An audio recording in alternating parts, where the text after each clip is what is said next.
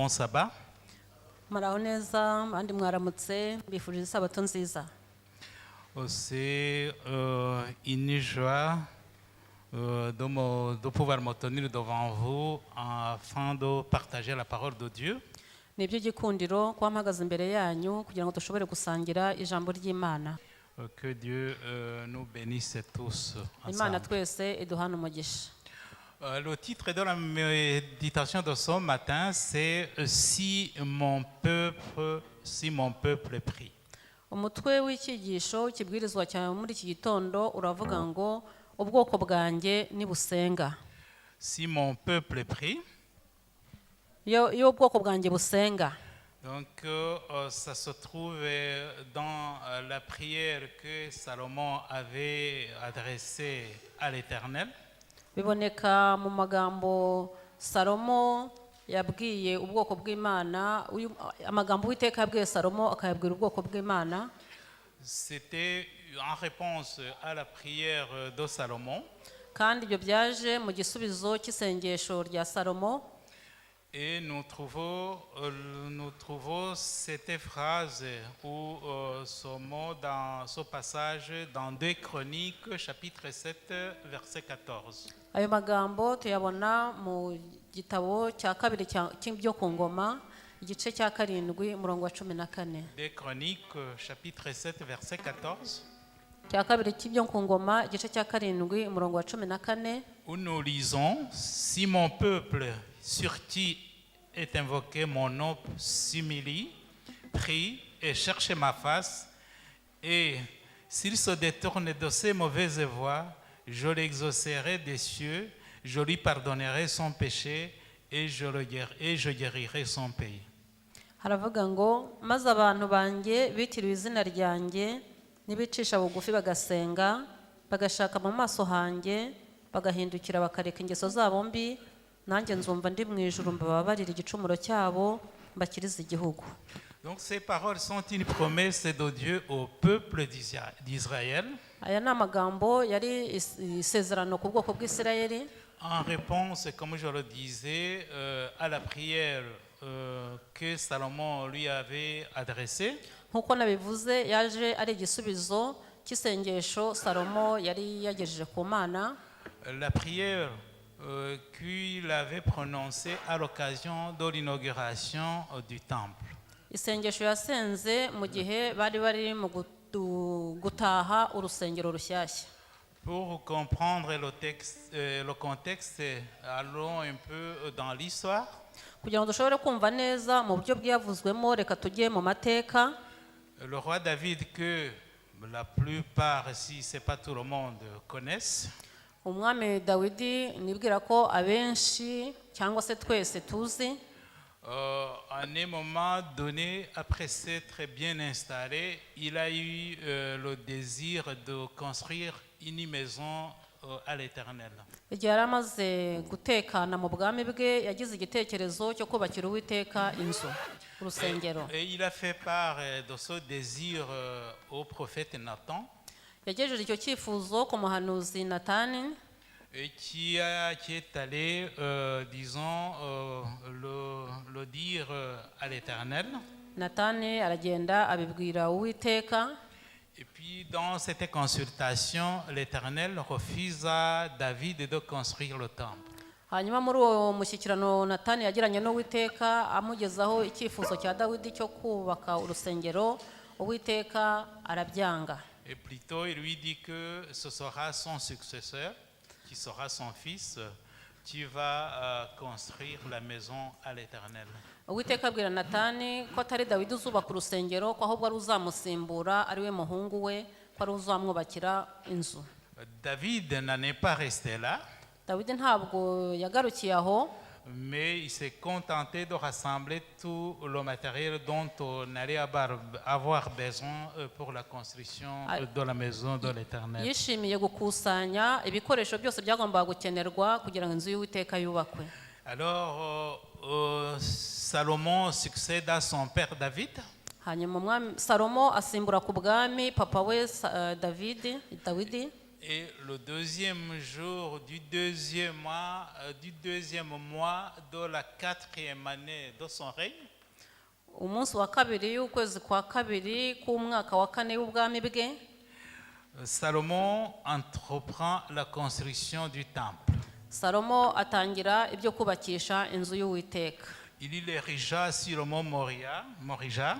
Ajya ku musozi moriya, Et puis, après que la construction fut achevée, nyuma y'uko kubaka urusengero byari birangiye, Salomon convoqua tous les responsables du peuple d'Israël umwami salomo ahamagaza abakuru b'ubwoko bw'isirayeli bose, et ils installent tout le matériel qui devait être installé dans le temple.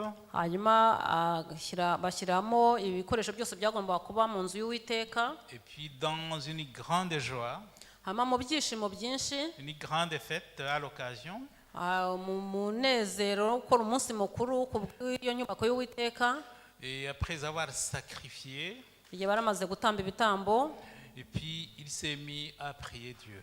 hanyuma atangira gusenga uwiteka. Et dans sa prière, Muri sengesho rye, la prière que nous pouvons trouver dans 2 Chroniques chapitre 6 du verset 12 à 42, mu isengesho rye tubona mu cya kabiri byo ku ngoma igice cya gatandatu guhera ku murongo wa 41.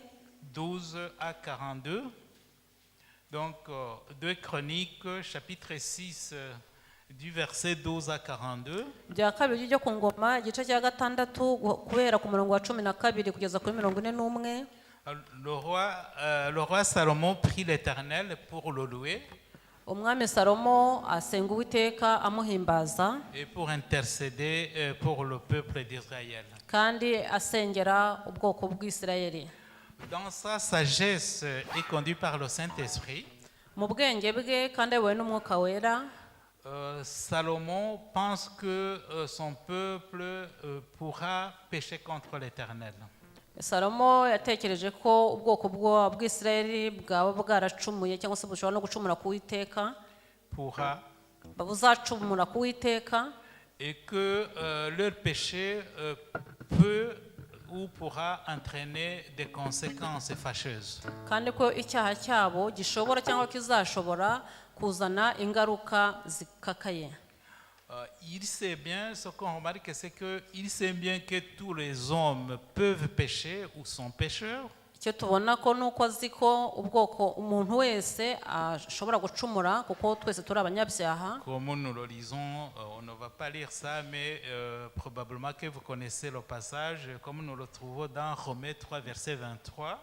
nk'uko tubizi ntabwo tujya kubisoma ariko twese tuzi yuko nk'uko byanditse mu Baroma igice cya 6:23 ko twese turi abanyabyaha, Et que la conséquence du péché, c'est la mort. kandi ko ingaruka cyangwa se ibihembo by'ibyaha ari urupfu. Comme nous le lisons aussi dans Romains 6, verset 23.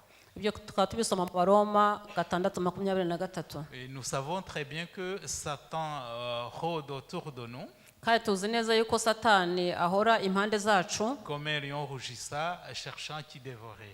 nk'uko intare ishakisha uwo ishaka guconshomera. Alors quand on lit attentivement ou quand on analyse attentivement la prière de Salomon, iyo dusomye neza kandi tugatekereza cyane ku isengesho rya Salomo, on peut penser qu'il s'agit d'une prophétie ou bien des prédictions. dushobora gutekereza ko bishobora kuba yenda ari ubuhanuzi Ou des prédictions. cyangwa ibizaba. Et puis, on voit bien qu'il évoque le risque des calamités naturelles. turabona yuko avugamo ibyerekeranye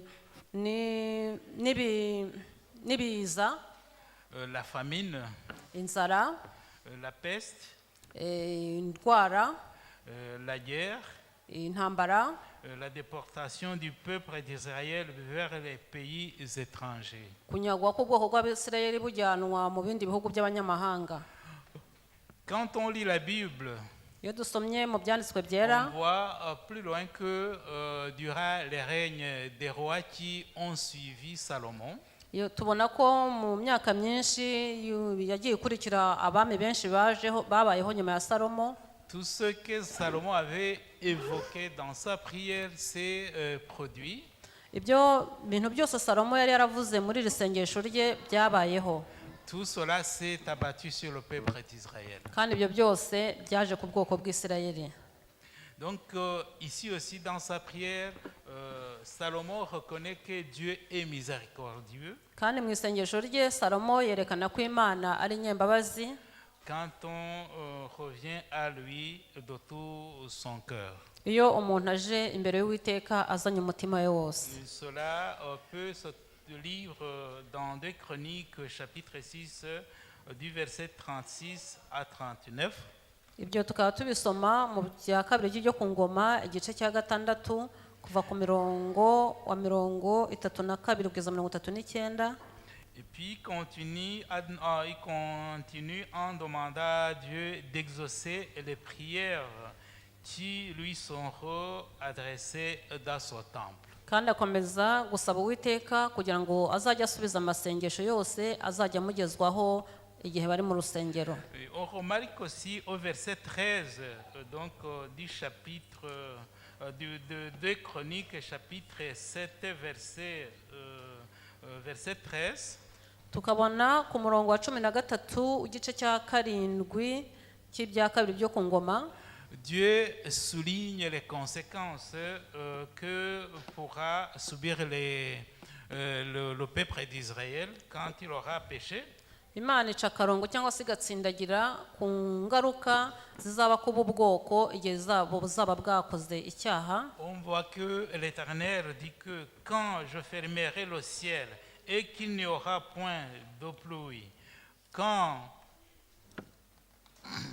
Imana iravuga iti igihe nzafunga ijuru imvura ntigwe, j'ordonnerai les sauterelles de consumer le pays, quand j'enverrai la peste parmi mon peuple, c'est... Tu peux?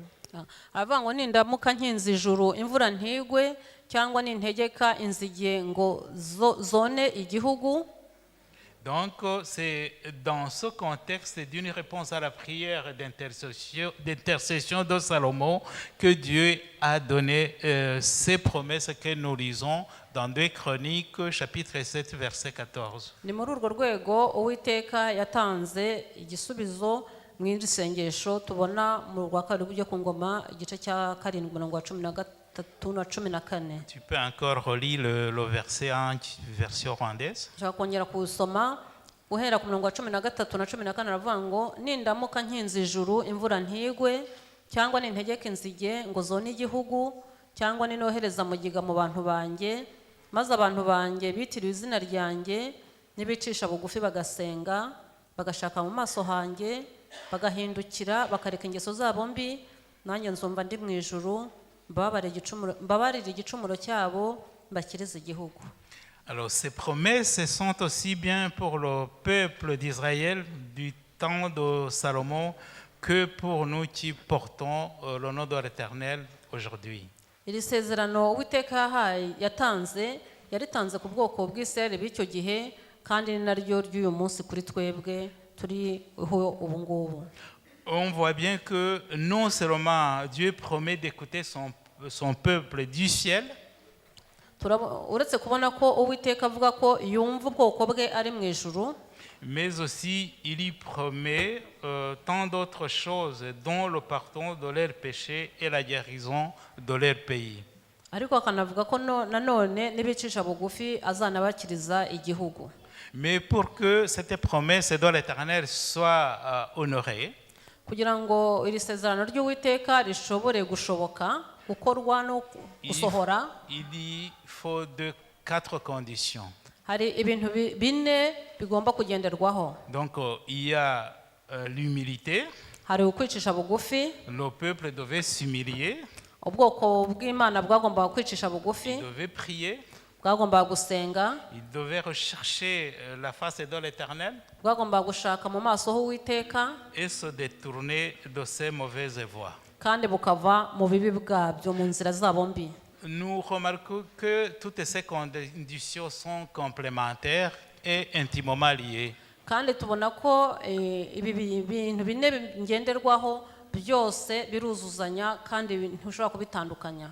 Et on voit qu'une fois ces 4 conditions réunies, tubona ko igihe ibi bintu bine ngenderwaho birangiye, Dieu promet d'exaucer des cieux et de donner leurs péchés et guérir leur pays. Imana isezerana kubabarira ibyaha ubwoko bwayo no gukiza igihugu cyabo.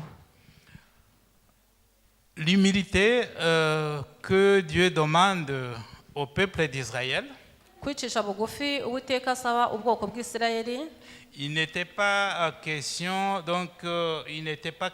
de au manteau vu, ou bien il n'était pas question de se montrer. kwicisha bugufi Uwiteka yasabaga ubwoko bw'Isirayeli ntaho buhuriye no kwiyerekana. C'était un état d'esprit. bwari mu buryo bwo kwicisha bugufi mu buryo bw'umwuka bw'ibitekerezo. Ce n'était pas le paraître, ntabwo ari ukugaragara gusa gutya ko uciye bugufi, mais plutôt l'être. ahubwo ni ukuba muri wowe wumva ucishijwe bugufi. C'était ça l'humilité que l'Éternel cherchait au peuple d'Israël. ni uko kwicisha bugufi Uwiteka yashakaga ku bwoko bw'Isirayeli.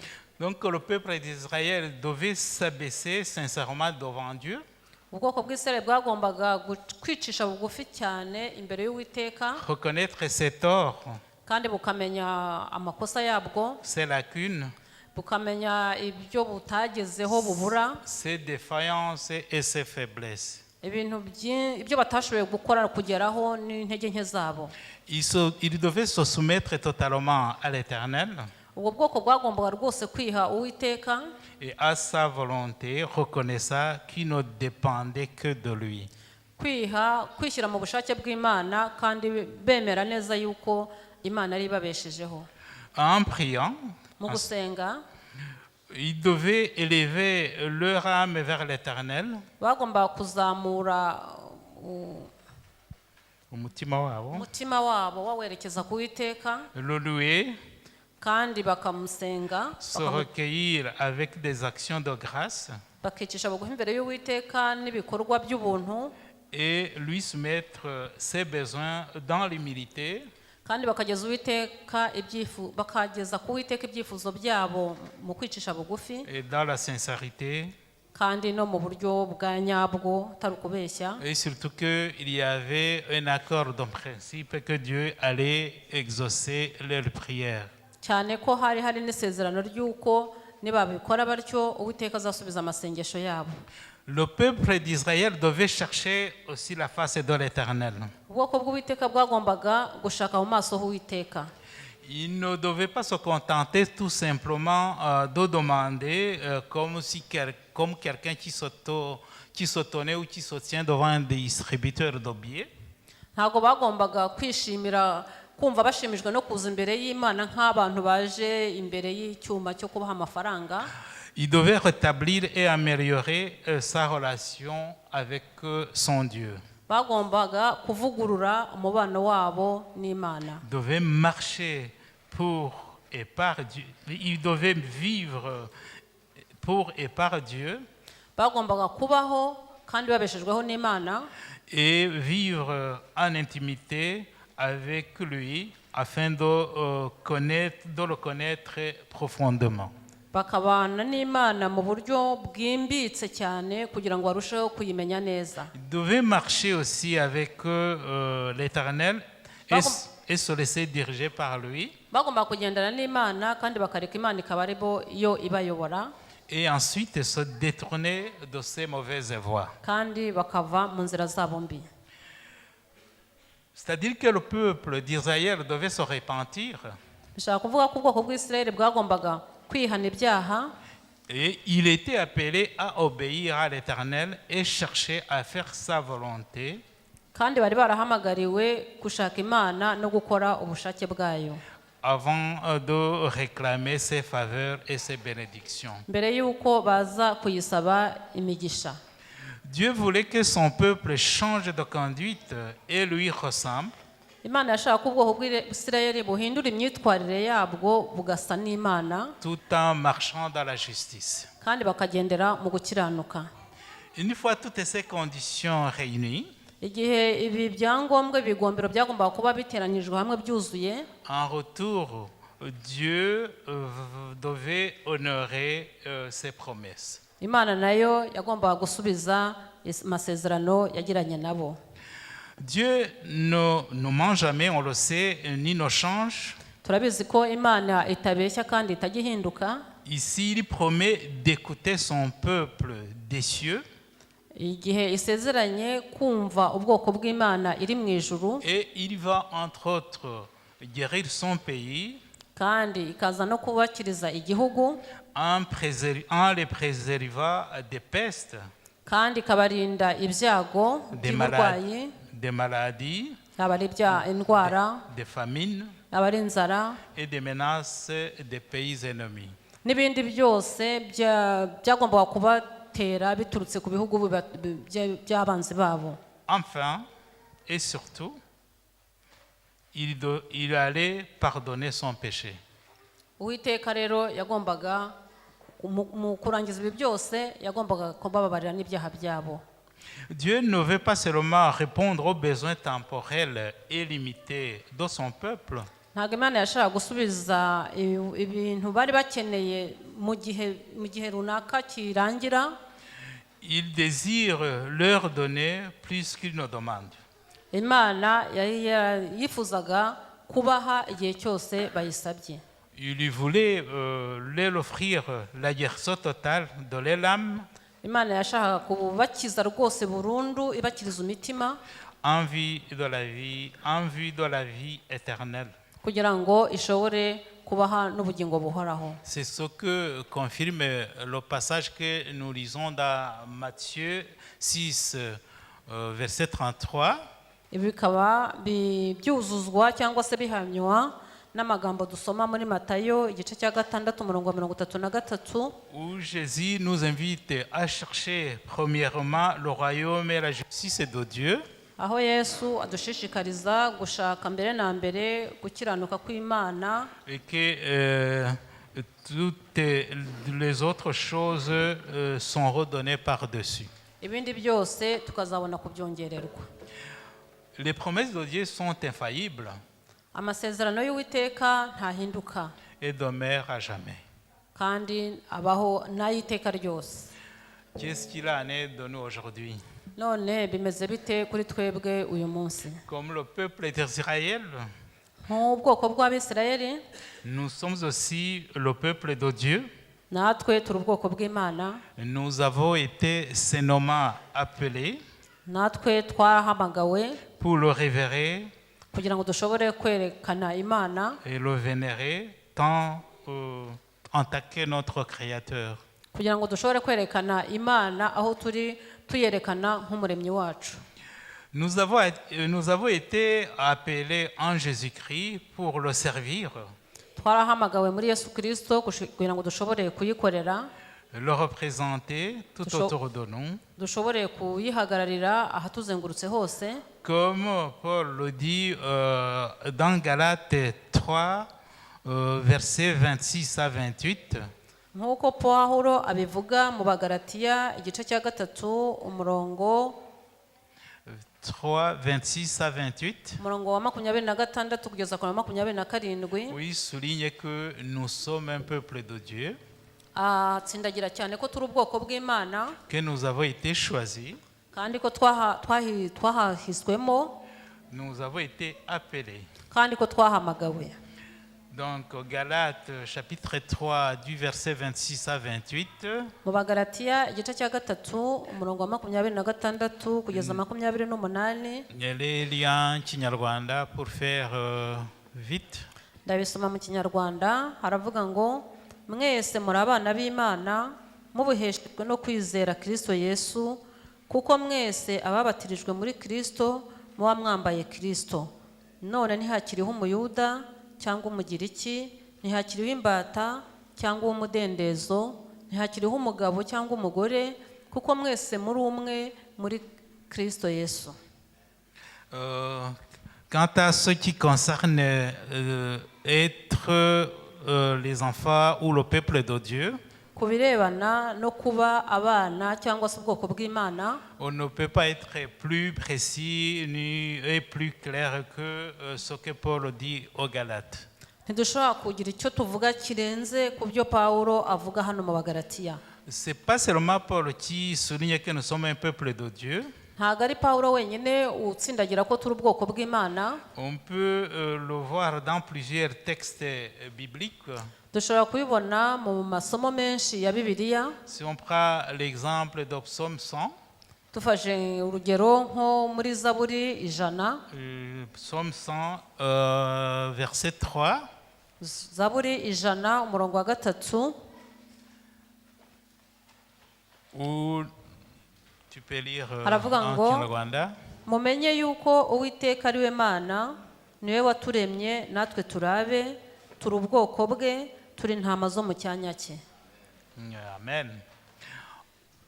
Étant son peuple, nkatwe turi ubwoko bwe, nous devons lui ressembler. tugomba gusa nawe. Nous sommes appelés à être saints comme il est saint.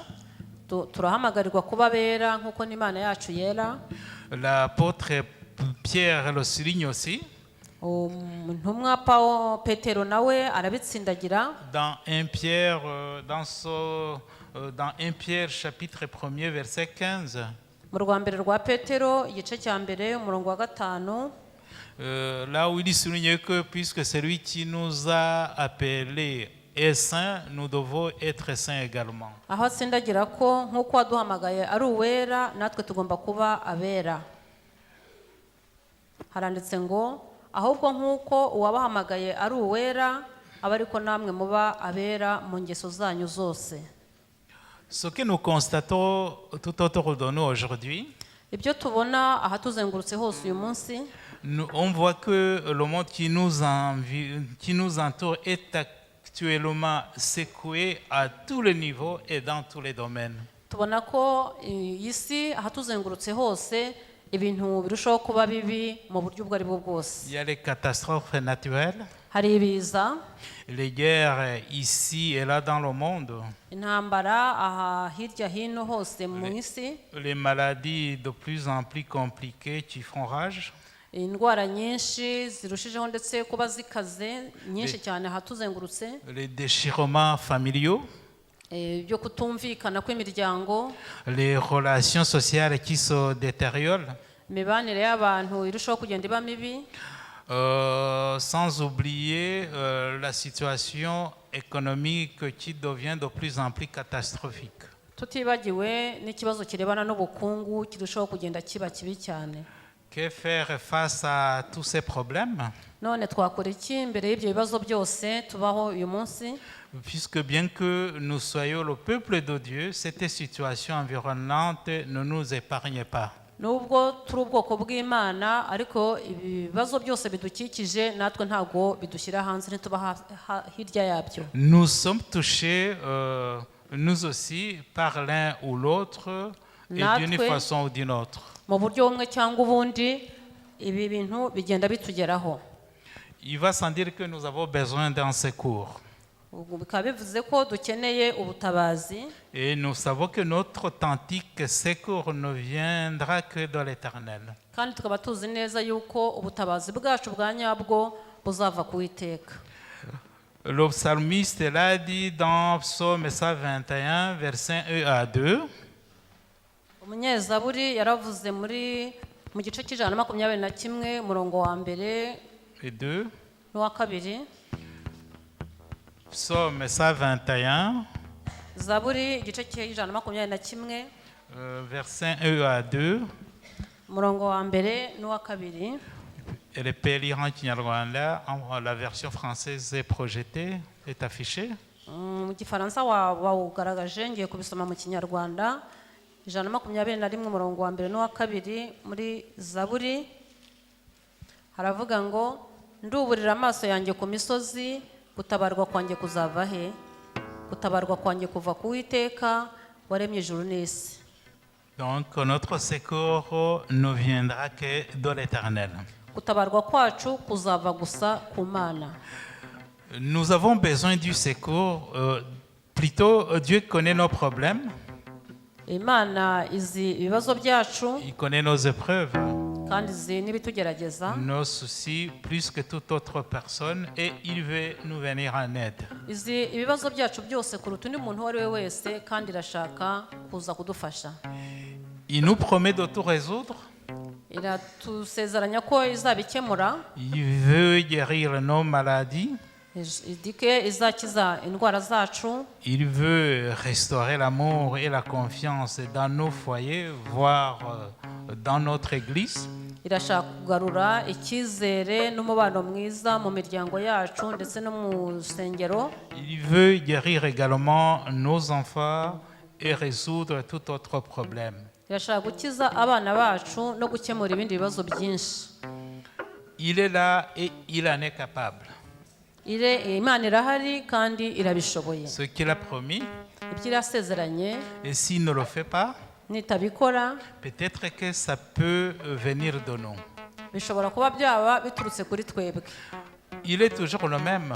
Imana ihora ari imwe, Comme notre sœur, notre fille Sandra l'a lu nk'uko umukobwa wacu umuvandimwe wacu Sandra yabisomye dans Ésaïe 59, muri Yesaya igice cya 59, Yesaya igice cya 59 verset 1 à 2, umurongo wa mbere n'uwa kabiri. où nous voyons que la main de l'Éternel n'est pas trop courte pour sauver, ni son oreille trop dure pour entendre, mais ce sont vos crimes qui mettent une séparation entre vous et votre Dieu.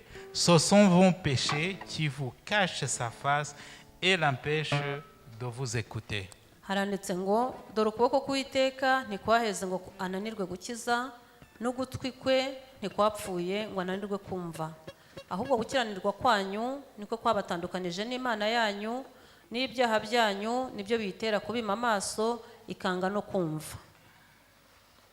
Pour que nous puissions être secourus Kugira ngo dushobore gutabarwa par Dieu, par l'Éternel comme il a promis, dutabarwa n'Imana nk'uko yabisezeranye, nous devons remplir les 4 conditions que nous trouvons dans la prière de Salomon. tugomba kuzuza ibisabwa nk'uko bigaragara mu isengesho Salomo yasenze. Donc nous aussi, il nous est demandé de nous humilier, Natwe turasabwa guca bugufi, nous humilier devant Dieu, tukeca bugufi imbere y'Uwiteka, reconnaître nos péchés, nos torts.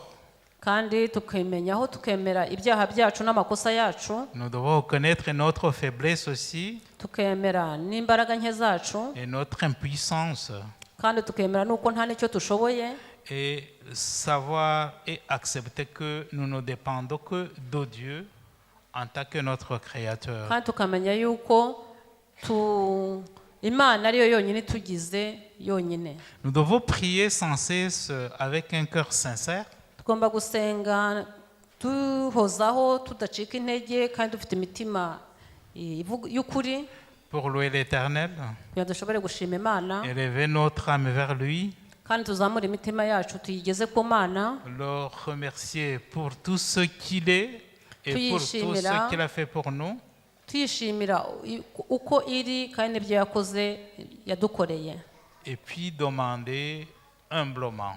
kandi tukabisaba duciye bugufi. Nous devons chercher sa face aussi. Tugomba gushaka mu maso h'Uwiteka, Nous devons chercher l'Éternel de tout notre cœur, tugomba gushaka Imana tuyishakisha umutima wacu wose de toute notre âme kandi n'umutima wacu wose et de toute notre force. kandi n'imbaraga zacu zose. Nous devons chercher à faire sa volonté, Tugomba gushaka gukora ubushake bw'Imana, nous abandonner entièrement à lui, kandi tukiyanga rwose tukiha Uwiteka wese, l'aimer sincèrement avec un cœur sans partage. kandi tukayisanga n'umutima tutagize undi tuwusangiye nawe.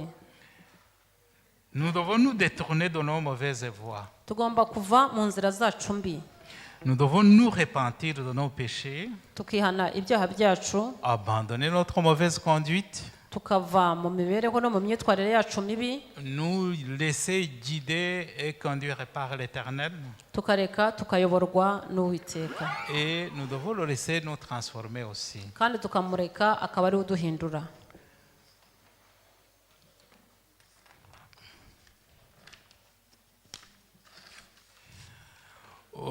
L'ennemi ne doit pas nous séduire en nous faisant prétendre que nous ne sommes pas pécheurs ou que nous ne péchons pas. umwanzi ntagomba kudushitura atumvisha yuko nta cyaha dukora, Comme nous l'avons lu plus haut, Romains 3, verset 23, nk'uko twabisomye twabibonye mu Baroma igice cya 6:23, nous y voyons que tout le monde a péché habona yuko twese twacumuye et nous sommes privés de la gloire de Dieu. kandi ko twese twabujijwe kureba ubwiza bw'Imana. Ésaïe 64, verset 5, le dit davantage. Muri Yesaya 65:5 64, verset 5, 64:5 habivuga neza cyane, là où nous voyons que nous sommes tous comme des impurs et toute notre justice est comme un vêtement souillé. Nous sommes tous flétris comme une feuille et nos crimes nous emportent comme le vent. haranditse ngo kuko twese twahindutse abanduye kandi n'ibyo twakiranutse byose bimeze nk'ubushwambagara bufite ibizinga, twese turaba nk'ikibabi kandi gukiranirwa kwacu kudutwara nk'umuyaga. Même s'il en est ainsi, Nubwo bimeze bityo, Dieu est là Imana irahari et il veut honorer sa promesse. kandi irashaka kuzuza isezerano ryayo. En réponse de notre obéissance à l'invitation de Dieu de revoir notre attitude à son égard, Mu gusubiza en réponse à l'obéissance à l'invitation, mu gusubiza guhamagarwa Imana iduhamagara igira ngo tuyumvire et de revoir notre attitude à son égard, kandi no kureba uko tuyitwaraho, Dieu veut nous exaucer des cieux. Imana irashaka kudusubiza iri mu ijuru, Il veut nous pardonner. irashaka kutubabarira, Il veut guérir nos maladies, irashaka kudukiza indwara, guérir nos familles et nos enfants. gukiza imiryango yacu, gukiza abana bacu, Il veut nous épargner des calamités naturelles, irashaka kudukiza ibiza biri kuza mu isi, nous assurer la sécurité et nous préserver pendant les jours mauvais. kandi irashaka kuduha umutekano no kuturinda mu minsi mibi. En plus de cela, Mu birenze ibyo ngibyo, ses yeux seront ouverts désormais kandi amaso y'Imana azaba kuri twe, et ses oreilles attentives à la prière que nous lui adresserons, kandi amatwi ye azumva amasengesho tuyigezaho, que ce soit individuellement ou collectivement. yaba ari amasengesho tuzayoherereza umuntu ku giti cye cyangwa se n'amasengesho tuyigezaho turi muri rusange. Chers frères et sœurs, Bavandimwe banjye, tu peux te trouver pour le moment dans une situation délicate et très compliquée. ushobora ko uyu munsi wibona utameze neza, uri mu bintu bigukomereye Et tu ne trouves pas de solution kandi ukaba ubona ntaho uri kubona igisubizo, alors que tu portes le nom de l'Éternel kandi witwa uwiteka et que tu pries régulièrement. kandi usenga igihe cyose.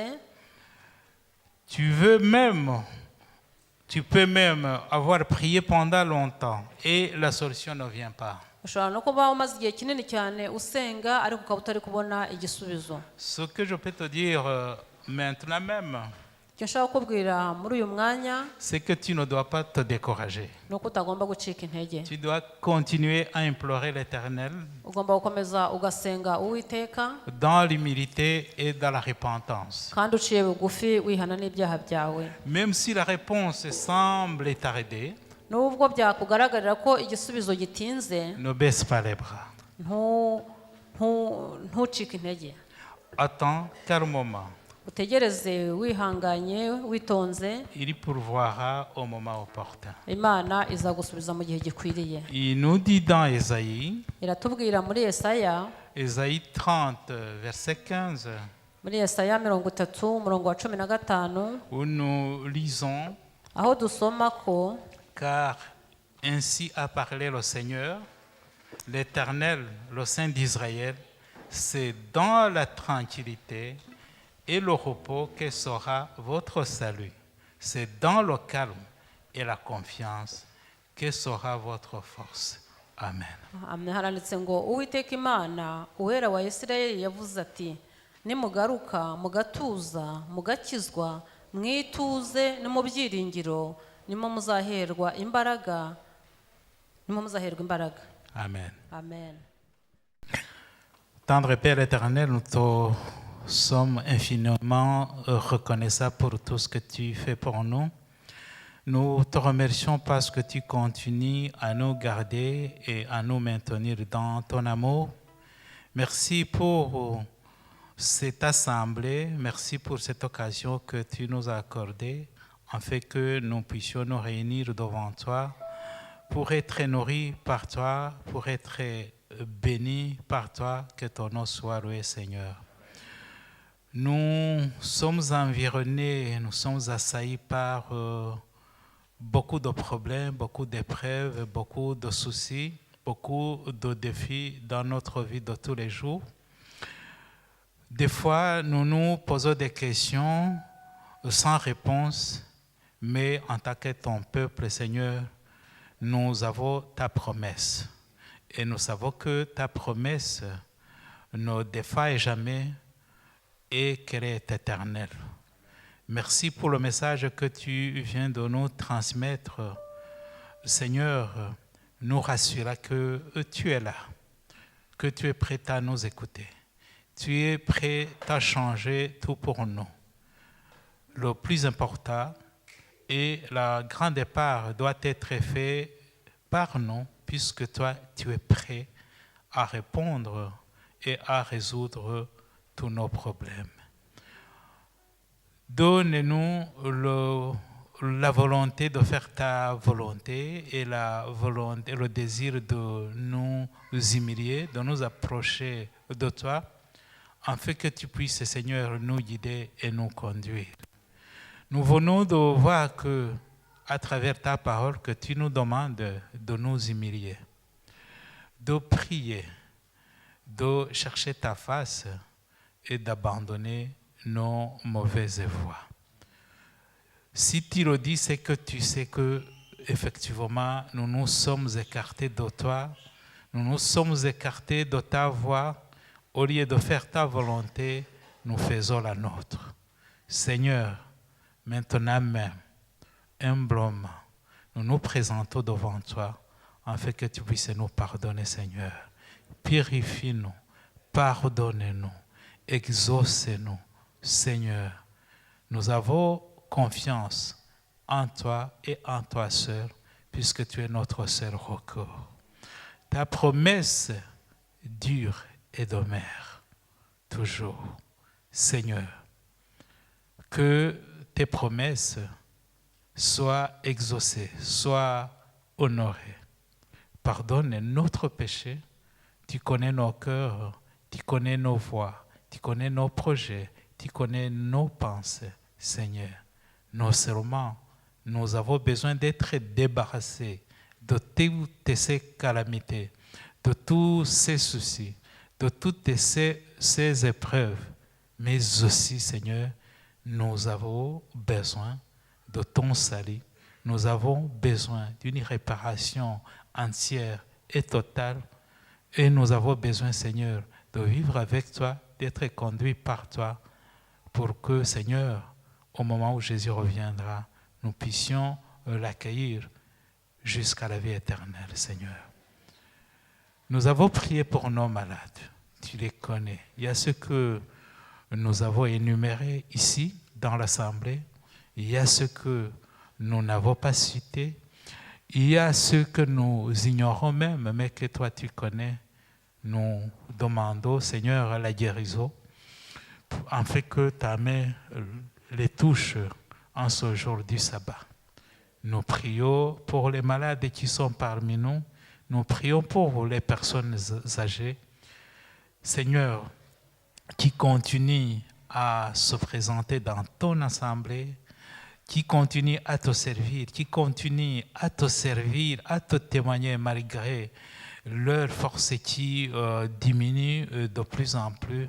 Merci pour eux et merci pour leur famille et merci pour les bénir et merci pour continuer à les aider, à les soutenir, à les accompagner, Seigneur. Nous te présentons nos enfants, du plus jeune au plus âgé. Ce sont des enfants qui viennent ici. Nous te les présentons afin que tu les bénisses et que tu les conduises, Seigneur. Nous voulons que tu les aides à obtenir ce qu'ils apprennent de leurs parents, de la parole qu'il est adressé, Seigneur, que ce soit ici, que ce soit dans leur famille, donne-leur l'intelligence et la sagesse afin qu'ils grandissent dans tes mains, Seigneur. Nous voulons te présenter des personnes qui ne te connaissent pas encore, un peu partout dans le monde. Veille, Seigneur, les visiter, daigne toucher leur cœur afin qu'ils puissent revenir à toi et qu'ensemble nous puissions te louer et attendre ton retour, Seigneur. Nous voulons te demander, Seigneur, de nous accompagner au moment où nous allons nous séparer et nous diriger vers nos demeures respectives. Seigneur, sois avec nous, bénis-nous, accompagne-nous et que cette semaine que nous allons commencer ce soir nous soit une semaine richement bénie, une semaine de communion avec toi, une semaine où nous souhaitons être dirigés par toi, partout, en tout et pour tout. Au nom de Jésus-Christ, nous te demandons toutes ces grâces. Amen.